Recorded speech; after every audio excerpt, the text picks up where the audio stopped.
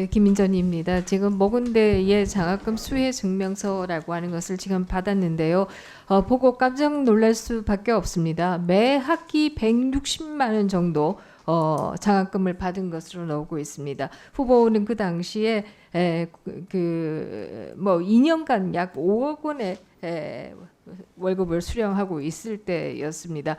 지금 기준으로 하면 아마 아파트가 2채 정도 되지 않을까 이런 생각이 드는데요.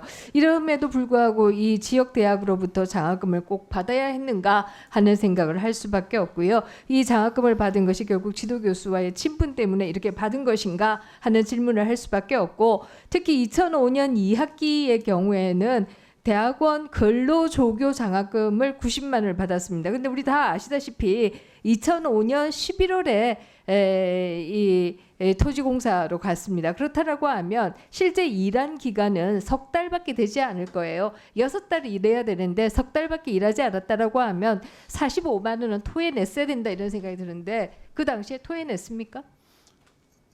제가 그 대학원을 다닌 때가 2005년과 2006년입니다. 그중에서 이제 특히 그 수업을 같이 들은 분들이, 이 동료 학생들이 지역에서 시민사회 활동을 하는 분들을 중심으로 해서 주말과 저녁 시간에 활동하지 않는 제가 시간에 질문한 것은 수업을 그런 것이 아니고요. 제가, 주말과 지역 지금 시간이 너무 갔는데요. 2006년의 경우에는 어마무지하게 많은 돈을 받고 계실 때인데, 이때도 이렇게 지역의 시민활동을 하시는 분들이 같이 다니고 있는데 이렇게 장학금을 받는 것은 양심에 어긋나는 것이 아니냐 이런 것이고요.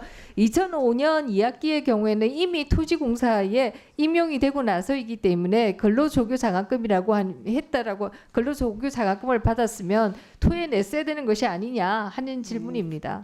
근로장학금이라고 하는 것이 실제로 수업 시수 조정이라든가 등등 안내, 수업 장소 안내 이런 일들을 하는데, 실제로 2025년 아까도 말씀드렸지만 11월 하순에 제가 임명을 받았기 때문에 실제로 2학기는 거의 2022년 9월, 10월, 11월 그래서 거의 전체적으로 그렇게 됐었습니다. 그리고 2학기 시작할 때 그렇게 계약이라 그럴까요? 이제 그걸 받기로 하고 있어서. 네, 알겠습니다. 사실 제가 이제 정확하게 말씀드리면 2005년 2학기라고 하면 9월부터 2월 말까지가 2학기가 되는 것이다 이렇게 말씀드리겠고요.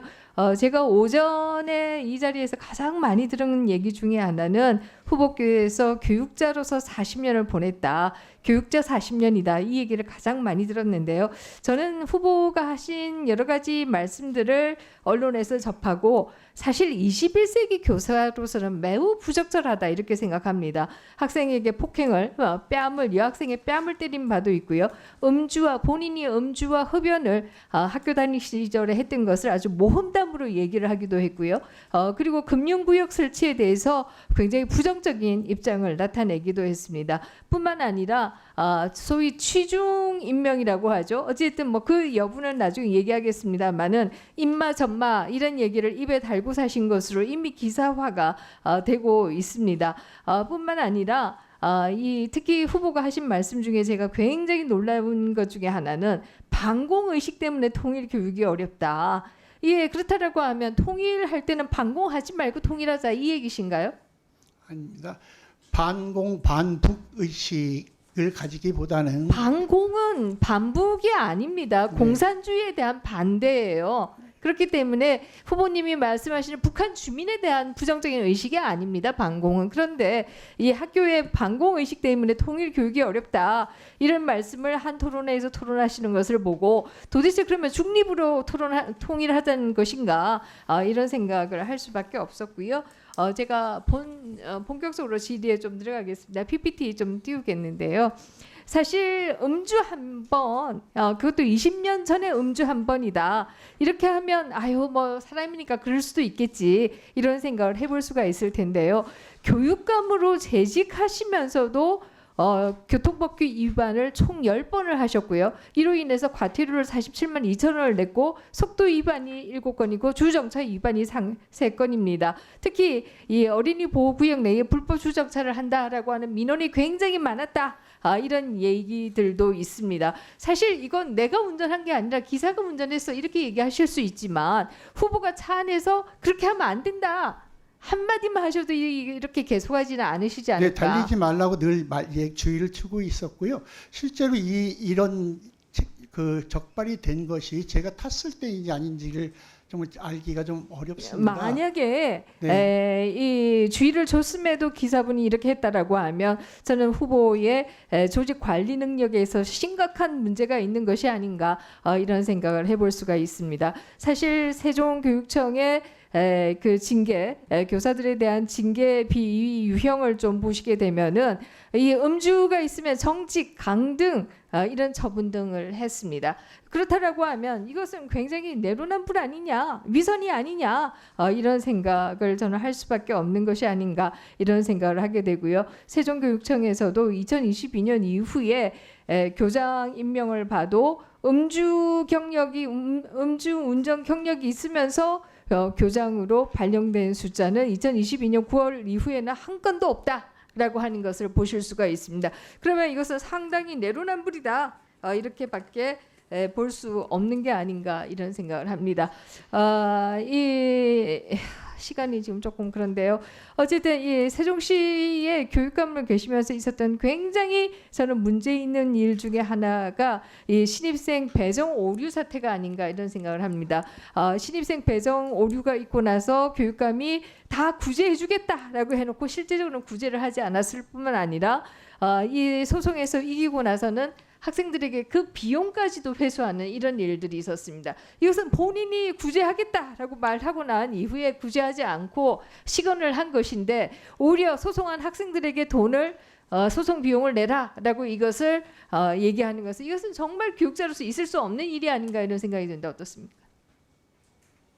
네, 당시 학생 배정 오류는 실무자가 그 우선 전형인 그 국제고나 이런 학교에 합격한 학생을 제외하고 배정을 했어야 되는데 그렇지 않은 실무적인 착오로 인해서 생긴 일이었었고 그 일이 정말 우리 교육청 12년 역사에서 가장 힘들고 큰 일이었습니다. 당시 그래서 자기가 원하던 학교에 배정받지 못했던 그런 학생들과 부모님들이 교육청에 와서 하소연도 하시고 호소하실 때 어쨌든 제가 회피하지 않고 현장에 나가서 최대한 너희들을 구제할 수 있도록 노력하겠다고 약속을 하고 했는데 그것이 그 전체를 다 100% 구제하기에는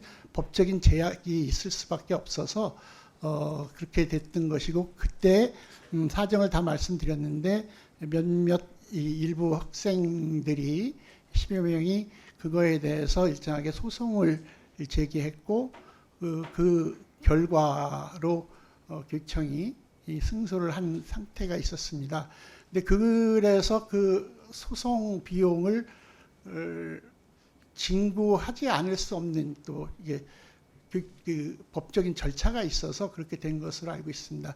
그때도 그랬고 그 이후에도 그렇고 실제로 그 일은 실무자의 좀 착오이긴 하지만 전체를 조직을 책임지는 교육감으로서 시민들에게도 사과를 몇 차례 드렸고 그랬습니다.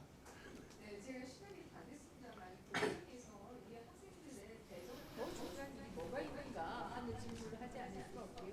그 배정에 있어서 오류가 있었다라고 하면 맹꽁한 사과를 하지는 못할 텐데 사실 오늘 동영상을 틀려고 했습니다만 오히려 교육감이 화내는 장면이 있어요. 이 학생과 학부모들에게 반발을 하면서 저는 이것도 굉장히 부족스럽다 할 뿐만 아니라 여러 가지 방안을 찾는다라고 하면 해소한 이유는 정말 교육이 훨씬 더 좋은 경사였었다. 이런 여러 가지 이유가 있을 수 있습니다. 그 패소한 학생들에게 이렇게 비용을 징수하는 것은 굉장히 잘못된 일이었다고 생각합니다. 네, 김민정님 수고하셨습니다.